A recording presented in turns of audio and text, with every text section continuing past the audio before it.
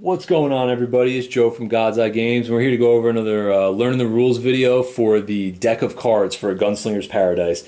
This is a really simple game mechanic. It's optional, but I figured, we just kind of go over it quickly and get it out of the way for any of you who might have some questions or want to kind of know how it works before you decide to go ahead and print these off. So this deck of cards, for those of you who are wondering, this is for free. We don't actually produce the deck of cards, but I made a PDF. It's for free on godseyegames.com under the free stuff section for Gunslinger's Paradise. I tried to make it printer friendly, so like I said, you can do this in color. That's the only color that you're going to get on this side, just the Gunslinger's Paradise with the gunman on the front, and then on the back side of it, it's just like a regular poker card, and in the middle of the poker card, it has what the bonus is for that particular card. If you want to use a regular card deck, you absolutely can. There's a reference sheet that's baked into the book that'll take you through what card does what. But I'm going to be honest, doing it that way does slow down the game a little bit, and that's also why the card deck option is optional. If you choose not to use it, it's not going to affect the core mechanics of the game in any way. If you do choose to use it, it adds a nice, fun I got you moments to kind of, to how the game plays out on the tabletop. Excuse me, let me get a drink of water here really quick. So like I said, that's why I made the card deck for free. It's in PDF form. You can print it out in full sheets. There's options for, everything that you would get in a normal poker deck, as well as you can use the backing or not. And there's also a bunch of blank ones in there as well. So if there's some cards that you want to create, or maybe you need to rewrite a card because you tore it in half in a fit of rage, you'll have a blank option of whatever suit that you need to replace that card in your deck. So like I said, it's free, godseyegames.com. Go into the free stuff section. Print it out, use it. If you choose not to use it, doesn't matter. Like I said, one way or the other, it's either going to add a little bit to your game, but you're not going to lose anything from the game either if you choose not to go that way. The card deck, like I said, it's stacked with different kind of modifiers and I got you moments. There's also a mechanic in there for jokers. There's 2 jokers in the deck, so it's 54 cards in total. If you end up playing a joker at any point, you completely negate whatever your opponent has put down on the table as far as cards go. So say if he played, maybe like a free action and, like a free move, maybe like some loaded hand he ended up throwing down on the table, you can throw your joker on top and it completely negates his cards and throws them away. So it's almost like a wasted hand for your opponent and an I got you moment with the joker. So that's how jokers work. Wanted to get that out of the way so I don't forget it, because that is a pretty big I got you moment, and you probably should know how that works if you decide to go with the card deck. So at the beginning of the game, you're going to get dealt 3 cards as well as your opponent. So like I said, at the beginning of the game, you're getting 3 cards.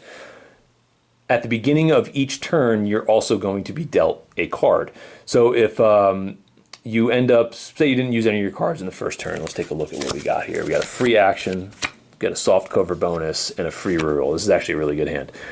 So we'll say these are the 3 cards that you've been dealt.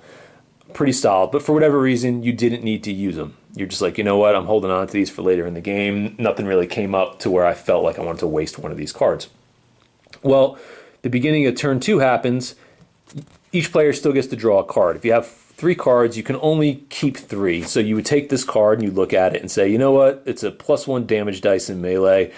I'd rather have this than getting the soft cover bonus. So you take that card, you throw it away, you don't get it anymore. You can only have 3 cards. Now let's say that first turn, you just started throwing cards out like it was nobody's business and you had no cards left in your deck. In your hand, and you have to draw 1 card. Top of turn 2, you get your card. That's what you get. You get your 1 card. So fear not, that's not the only way that you can get cards in a Gunslinger's Paradise.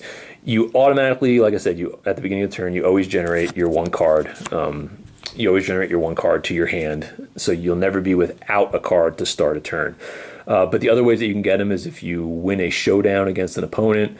You can draw a card for that. Or maybe you challenge somebody to a showdown and they're like, oh, I don't want to do it because I'm yellow. Well, guess what? You still get a card for that, and then you can also just make fun of the person, for not having any guts. So you get a card for, like I said, for that right there. Also, when you kill an opponent's character, whether it's a tier 1, tier 2, or tier 3, you also get a card for that. So as long as you're active and whether you're killing people or maybe you're challenging people to showdowns and you're winning them, or maybe you're just playing against somebody who's not into that and they don't want to do any showdowns, you accumulate cards that way. Like I said, there's different ways for you to end up getting your hand back and not just have one card at a time at all times. But like I said, it's just comes back to the same kind of way that you look at your poker stack. These cards do give bonuses. But at the same time, you have to look at them as a resource. You don't just want to throw them away. You want to kind of use them and save them for the right time. So we'll go back to our hand that we had right here originally. It was the free reroll, the free any action, and the soft cover bonus.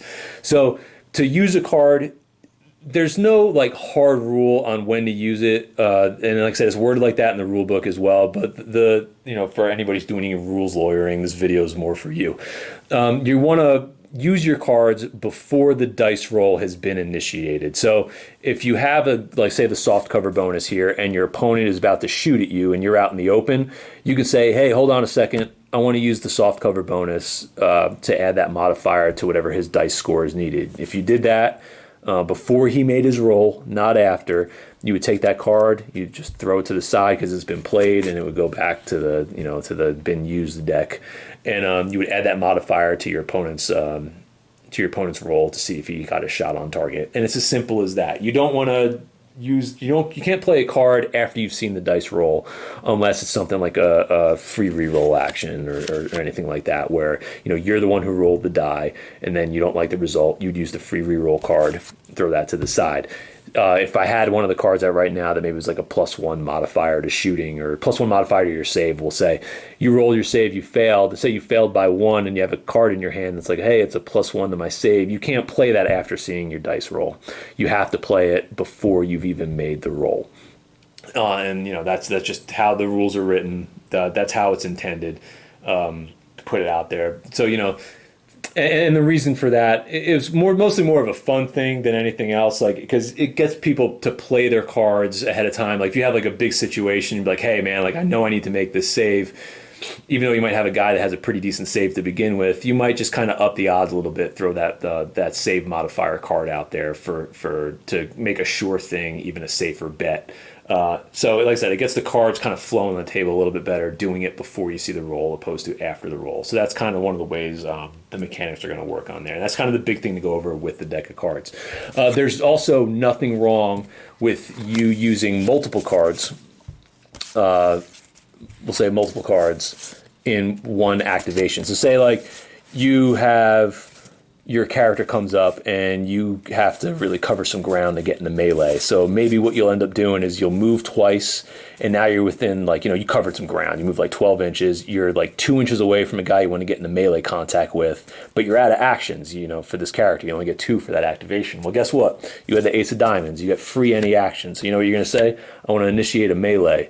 So you're within 3 inches. You move your character up for a free third action, and now you're in melee combat. So then you go into melee, and you know what? You end up winning the melee roll off, and now you're rolling for damage. Well, guess what? You got a +1 damage die in your hand. So you know what? You're like, I'm going to play that. So now you're rolling 2 damage dice in melee.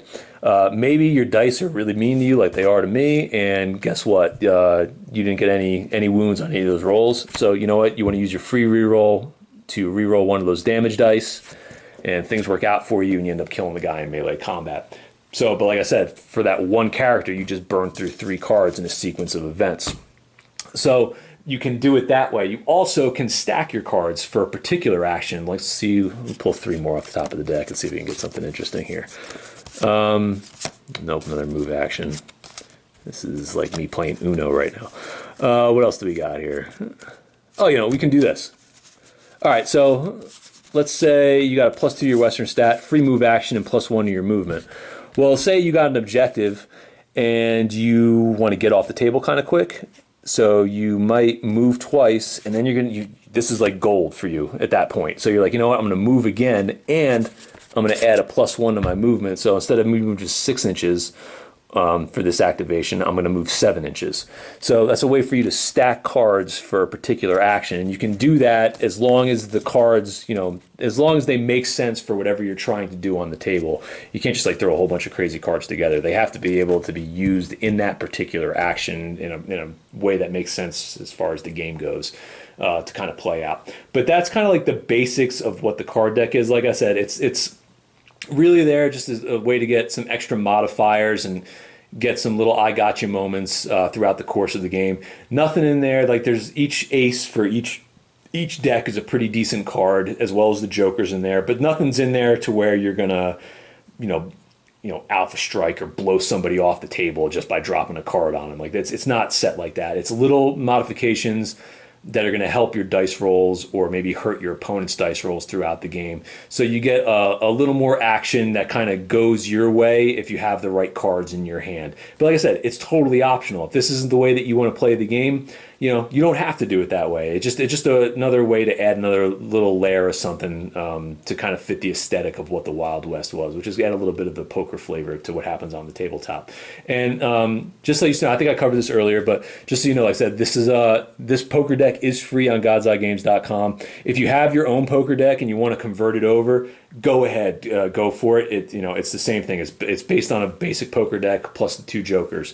If you don't want to convert your deck at home, but I mean that by like not writing on it, there is a sheet inside the book that's a full conversion table that goes over it. But like I said, just a word of warning when you do that, if that's the path that you're going to go, just be prepared for the game to play a little bit slower if you're going to be constantly referencing what cards you have in your hand to what's in that table while things are happening on the table. It's not the most friendly way to use the card deck as using the reference sheet. I just put it in there just in case if anybody had to go that route, whether it was they're not able to print or whatever the deal is, or maybe they just don't want to do that. So that's why this poker deck is for free in PDF form. You just got to print it. I use 100-pound stock paper. That's pretty good for as far as like simulating the card quality of an actual poker deck, so they don't just like flimsy around and you're not able to see through them as well either. So you can't cheat and look at your opponent's hand by just staring through the cards because you guys are using like printer paper, like 20-pound test or anything like that. So maybe using the like 80-pound, 100-pound. I don't know what the conversion is for you guys over in Europe or the UK, but you just go with like a thicker card stock, and it should work out just fine. But like I said, this is just the basics of how the cards work. Hope this was informative. If you guys got any questions, just let me know. But like I said, it's pretty simple. And like I said, it's also optional. So if you want to add it to the game, it's going to add a little more flavor and fun to it. But if you're going to leave it out of your game, it's not going to affect the overall core mechanics or feel of the game. It's just like a little something else to add into it to make things a little bit more fun than they already are. So like I said, I hope this was good for you guys. And like I said, keep an eye out for some more Learn the Rules videos for Gunslinger's Paradise, and I'll catch you later.